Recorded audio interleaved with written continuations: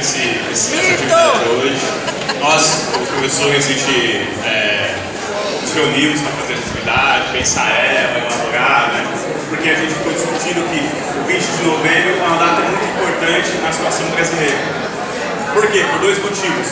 Tanto o motivo histórico quanto o motivo social presente. Vocês sabem que a gente tem também o 13 de maio, né? E por que a gente está discutindo a questão negra? O Dia da Consciência Negra é no dia 20 de novembro e não no dia 13 de maio. Alguém sabe? Zumbi, a morte do zumbi. O que aconteceu no dia 20 de novembro? Ele falou que 20 de novembro um cara morreu. Quem morreu dia 20 de novembro? Zumbi dos Palmares. E ó, um detalhe, ele não morreu, ele foi assassinado com requintes de crueldade, certo? Quando a gente fala de Zumbi dos Palmares, é para a gente retomar um elemento muito importante da cultura brasileira, porque se diz que na cultura brasileira a população africana que chegou aqui, ela chegou e ficou passiva, melhor dizendo, ficou passiva frente à escravidão. Como se a população negra nunca tivesse resistido. Como se a população negra tivesse colaborado com a escravidão. Na verdade, a gente sabe que, desde que houve a escravidão, desde que se iniciou o processo de escravidão, lá na Ilha da Madeira, 1420, né, que Portugal começou a contornar a África, né, 1415, houve resistência. A população negra resistia. Na hora da captura, a população negra resistia dentro dos navios. Isso está naquele filme Amistade, que é o filme do Steven Spielberg, muito interessante. Eu cheguei a passar um trecho para vocês na semana do 13 de maio. Resistiam durante as navegações, resistiam quando chegava aqui no solo brasileiro, quando pisava aqui. Resistia no momento dos leilões, resistia quando entrava na senzala. A história africana é a história da resistência. A história do povo negro no Brasil, é a história de luta, de combate. Por isso que se pensa a questão do 20 de novembro, que ela marca a morte do Zumbi dos Palmares. Porque é um marco da resistência, da luta. Quando se fala do 13 de maio, eu sou a favor de comemorar o 13 de maio, comemorar o 20 de novembro, todas as datas que se puder comemorar, se comemorar. Mas quando se fala do 13 de maio, houve um movimento ideológico de colocar o 13 de maio como a abolição, como uma dádiva da princesa Isabel.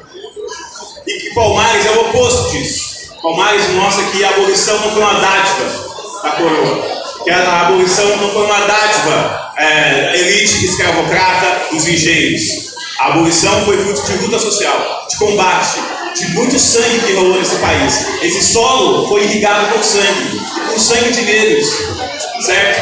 E a abolição, ela veio então como um processo que culminou numa luta histórica centenária. Vocês sabem, a escravidão no Brasil começou em 1538. De 1538 até 1888. Foram mais de 350, na verdade, mais de 350 anos de escravidão, certo? É importante quando a gente fala dos elementos culturais, da composição que a população negra trouxe para o Brasil. Da culinária, da dança, da música e uma série de coisas. Assim como essa contribuição da população africana se espalhou pelo mundo. Isso é importante. No entanto, essa não foi a contribuição cultural, não foi a única contribuição que a população negra deu para esse país.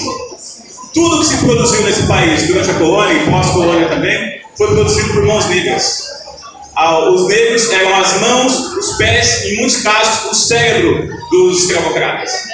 Toda a acumulação de dinheiro, de capital, de riqueza que o país teve, veio do trabalho africano. Isso aí é história. Os africanos que plantavam as canas, eram os africanos que colhiam, eram os africanos que plantavam café, eram os africanos que trabalharam nas minerações, dia e noite, e morriam dentro das cavernas soterradas. Eram os africanos. O Estado recolhia todo esse dinheiro, fazia um fundo público gigante. A gente estava estudando a questão do Estado esses dias, né? Um fundo público gigante e redistribuía esses recursos entre as classes dominantes.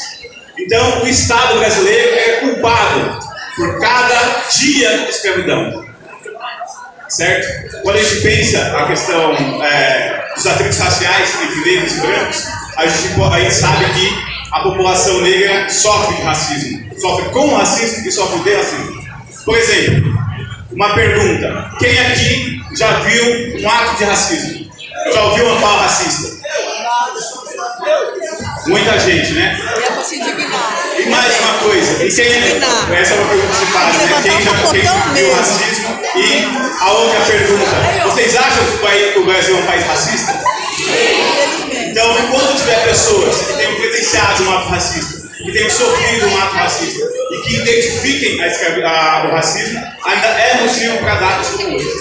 Ainda é motivo para a gente refletir sobre a questão negra. Certo?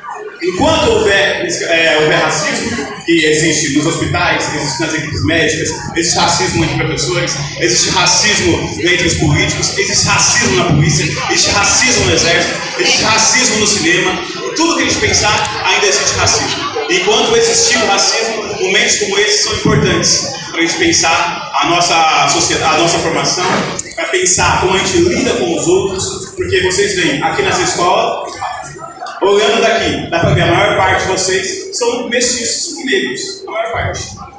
Isso por quê? Porque a maior parte da população é de negros e mestiços. E ainda assim, a gente fica reproduzindo piadas racistas, formas racistas de se comunicar. Na idade que vocês estão na idade escolar, é normal que vocês tenham que se deparar com isso. Mas temos que pensar, esse dia de hoje é importante para pensar isso também, que o racismo é algo que a gente desconstrói. Porque eu perguntei agora, quem já presenciou racismo, se vocês acham que o racismo não existe. Aí eu pergunto de novo agora, e vocês, já tiveram alguma atividade ou atitude racista? Eu já tive. E a gente reproduz isso socialmente. E eu já sofri, eu já fui racista. Já fui não, já manifestei atos racistas. Já fiz isso. Eu tive que ser educado e desconstruir uma lógica geral que fala que a gente pode atribuir determinados apelidos à população negra, a pessoas negras e mestiças. A chamar de macaco, a chamar de preto, num tom pejorativo, né?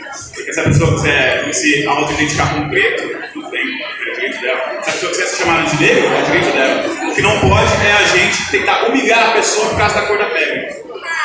Vocês sabem que a questão da escravidão é muito velha na humanidade, né? Existiu escravidão na Mesopotâmia antiga. Existiu escravidão no Egito Antigo. Existia escravidão, servidão na Índia. Existia escravidão na Grécia Antiga.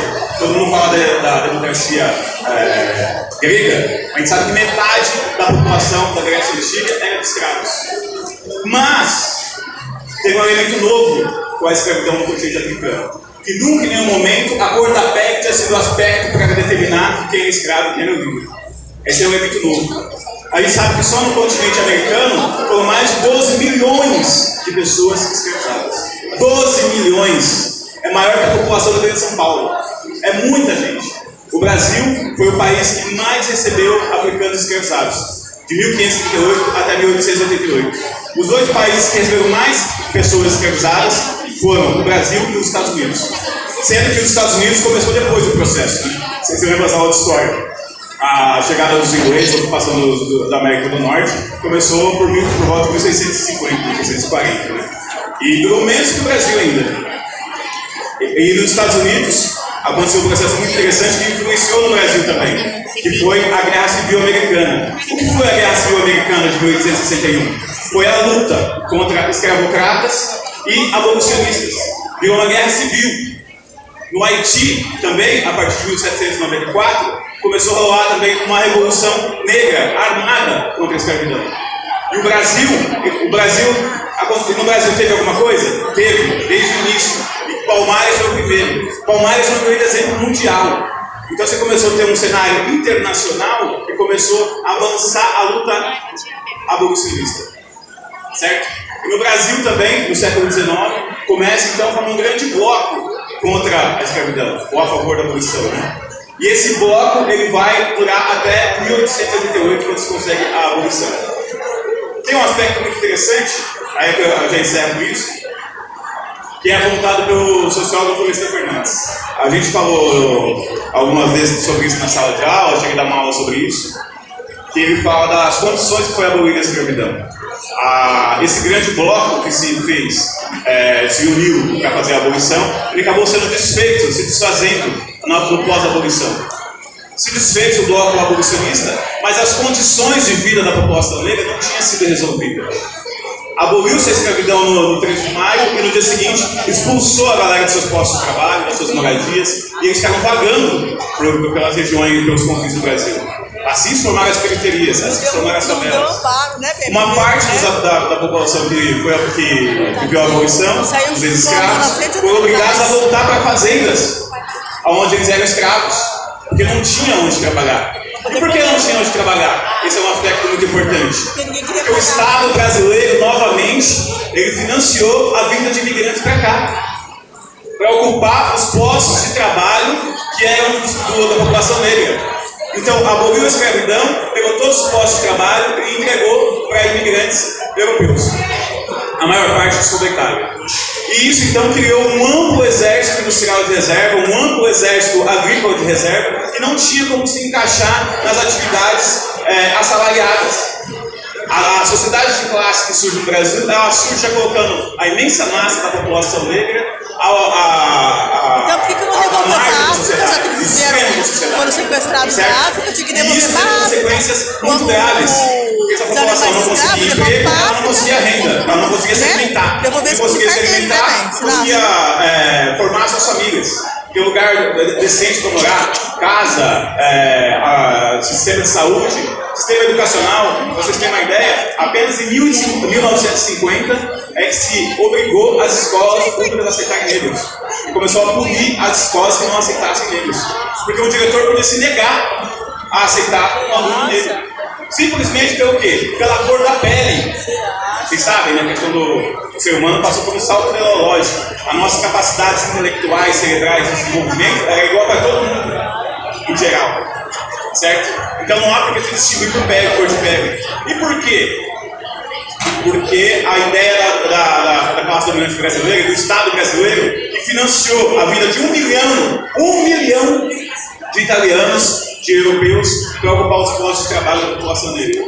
A ideia da elite branca, escravocrata, grandes proprietários de terra, grandes proprietários, grandes produtores de café, grandes produtores de cana, grandes mineradores, que acumulavam recursos, acumulavam muitos recursos, muitos bilhões com a escravidão. A ideia deles era branquear a população, fazer com que a população negra desaparecesse, morresse. Ou você se misturava com a população branca, em geral a população mais clara, ou simplesmente se extinguia. A ideia era essa. A ideia era que hoje, no ano 2000, não existissem mais negros. E isso não foi possível, não aconteceu. A população negra não se extinguiu. E por que não se extinguiu? Porque é um povo que luta, é um povo resistente, mas viveu precariamente durante séculos. E isso o Estado brasileiro tem culpa. Ele tem culpa e por isso que a gente fala que a população negra tem que ser indenizada. Até hoje, é um debate que está rolando internacionalmente hoje. O Estado tem que ser responsabilizado e a população tem que ser indenizada.